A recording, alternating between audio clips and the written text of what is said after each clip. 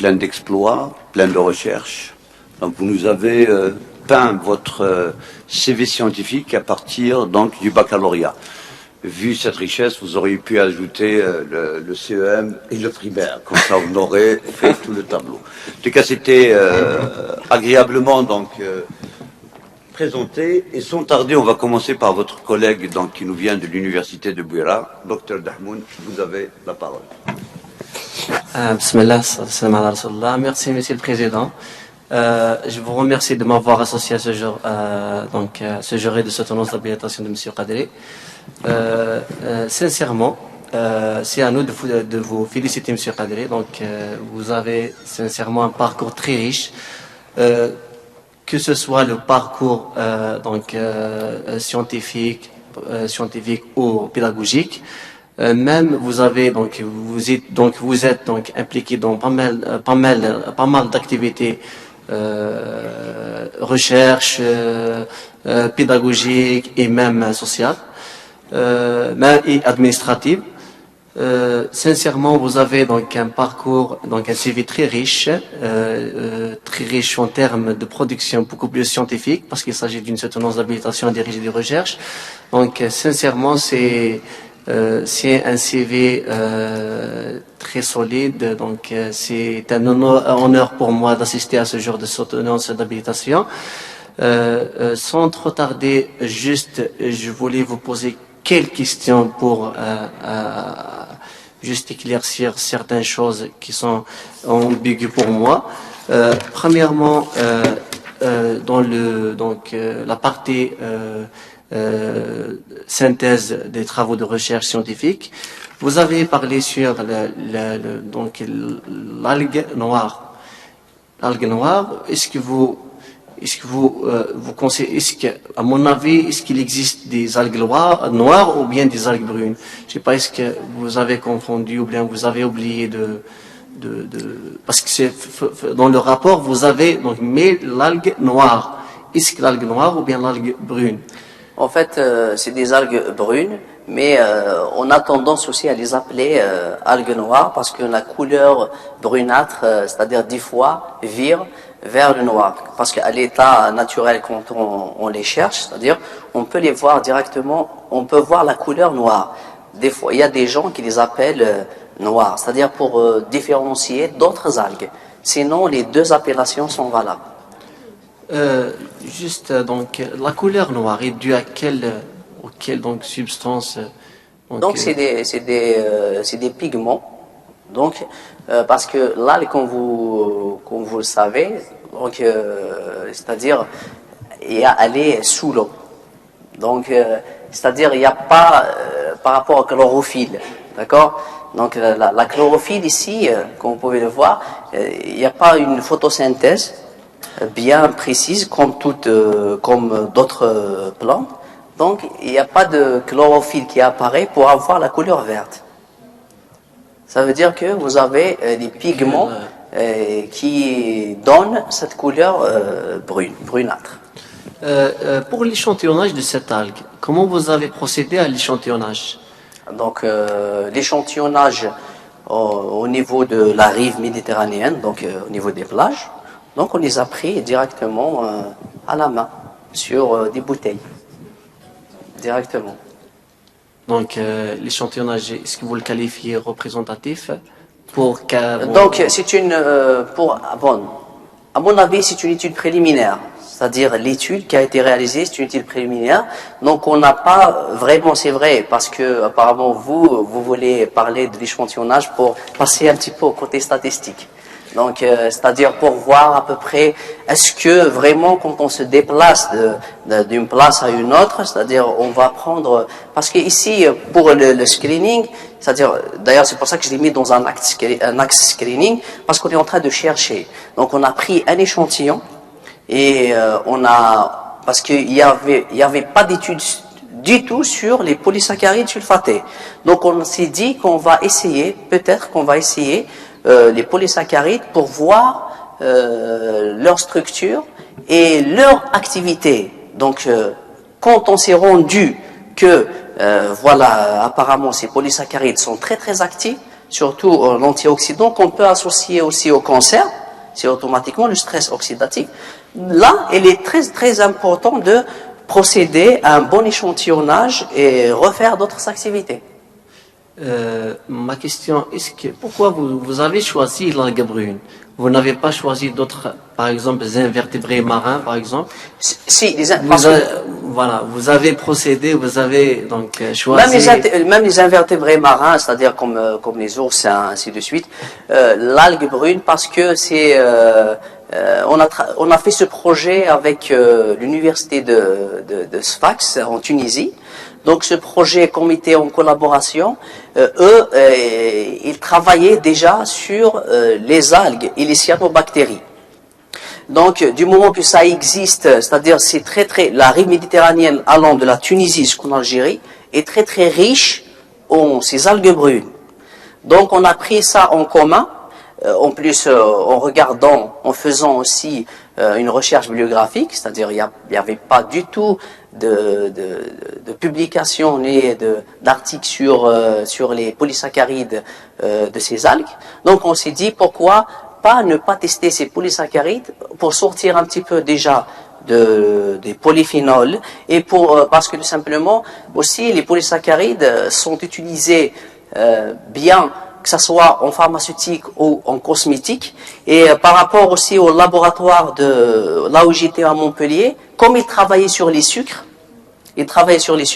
donc on s'est rendu compte que les sucres, en additionnant d'autres fonctions comme le phosphate ou bien le sulfate, donnaient des activités extraordinaires en cancérologie, à savoir l'inhibition des facteurs de croissance par exemple, qui induisent l'angiogénèse. Elles ont de très bonnes activités antiprolifératives.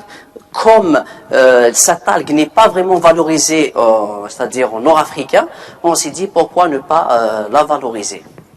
À votre avis, comment vous jugez le rendement d'extraction qui est de 5%, je pense, 5,4%. Oui. Mais regardons d'autres invertébrés marins, le rendement en termes de polysaccharides, que ce soit sulfaté ou non sulfaté, du fucain, je pense que le rendement il est négligeable par rapport à d'autres espèces.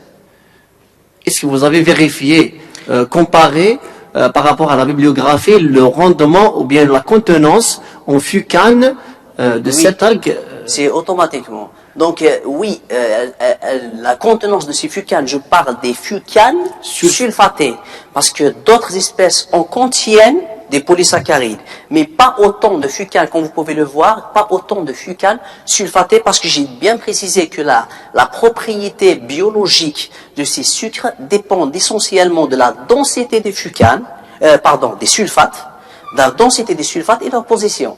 Donc si vous passez d'une espèce à une autre, vous pouvez avoir des polysaccharides, mais pas autant de sulfates. Donc vous pouvez ne pas avoir l'intensité de cette activité par rapport à d'autres espèces. Il y a des études qui ont été réalisées sur les invertébrés marins, des polysaccharides, mais qui ne sont pas vraiment, c'est-à-dire la densité de sulfate n'est pas la même.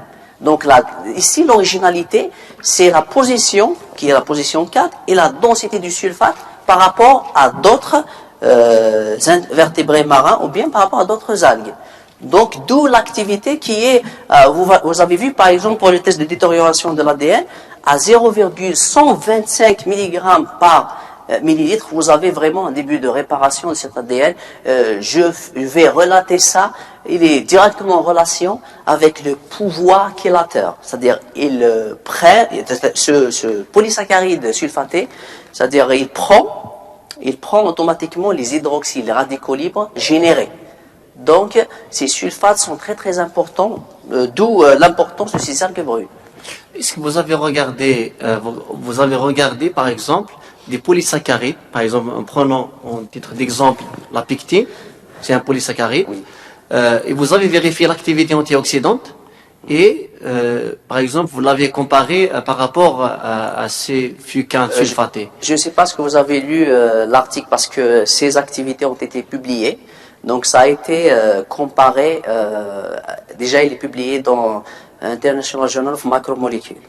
Donc ça a été comparé à plusieurs polysaccharides, que ce soit de polysaccharides marins, invertébrés marins, que ce soit d'autres plantes carrément, comme la pectine. De toute façon, l'originalité d'ici, le sulfate, à chaque fois qu'on a soit un sulfate ou une autre fonction, par exemple le phosphate, ça nous donne une meilleure activité que le polysaccharide seulement. D'ailleurs, même quand on fait un screening chimique, par exemple la synthèse chimique, quand on travaille par exemple sur le mannose seul, ça donne une activité moindre que le mannose et phosphate. Parce que le phosphate agit. C'est le phosphate qui agit au niveau moléculaire. Et ça a quand même une activité beaucoup plus quand on additionne un sulfate. Ça a été vérifié, c'est-à-dire ça a été comparé. Voilà. Juste pour le pont phosphate, il se trouve exactement où donc, Quel pont? dans la molécule pont phosphate, la liaison phosphate, dans dans cette substance qu'il s'agit. Ici, je n'ai pas, j'ai parlé de sulfate. J'ai pas parlé de phosphate. Phosphate, je vous ai donné. Sulfate, oui, sulfate. Et il se trouve à la position numéro 4, carbone 4, dans les fucanes. Position 4 du fuc. On peut le trouver soit en position 2, soit en position 4. Est-ce qu'il n'est pas masqué? Il n'est pas masqué. Parce que ici, l'objectif, c'est exactement de déterminer donc la liaison. Mais quand vous avez un sucre, vous avez le groupement sulfate qui apparaît. Mais par contre, pour déterminer sa position, il faut tout d'abord éliminer le sulfate par une résine échangeuse de cations, tout simplement parce que c'est pareil. Et ensuite, mettre une hydrolyse acide pour faire apparaître la densité du sulfate, c'est-à-dire combien en pourcentage.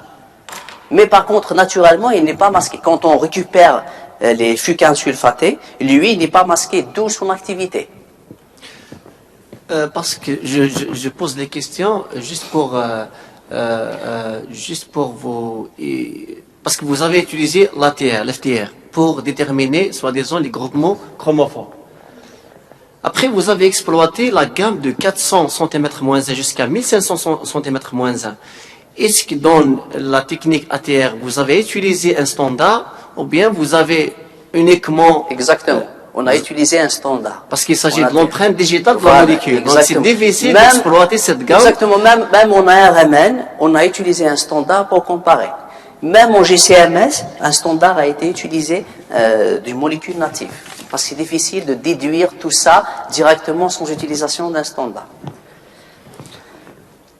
Bon, je ne vais pas entrer dans les détails. Sans trop tarder, je tiens donc à féliciter M. Kadri. Donc, je vous souhaite donc une longue réussite. Donc, avant de remettre la parole à Monsieur le Président, donc juste, c'est pas de jeter des fleurs, mais essentiel. Donc, on travaille ensemble. C'est un plaisir de travailler avec vous, que ce soit dans l'administration, dans la recherche et dans la pédagogie. Donc même ses compétences scientifiques ou bien sa formation par la recherche, donc elle est mise en exergue dans la pédagogie. Donc même les étudiants ont témoigné, même ses compétences scientifiques qui sont bien valorisées. Donc c'est un plaisir de travailler avec vous. Donc Inch'Allah, on reste toujours que ce soit dans le domaine de la recherche, même de l'administration. Donc je vous souhaite une longue réussite et un avenir très riche, beaucoup plus en scientifique. Et je vous remets la parole, Monsieur le Président. Merci. Je vous remercie, Dr Dahmoun. Donc, après ce témoignage de l'université de Bouira, on prend notre voiture, on prend l'autoroute et on voyage jusqu'à Miss Meliana et on passe donc la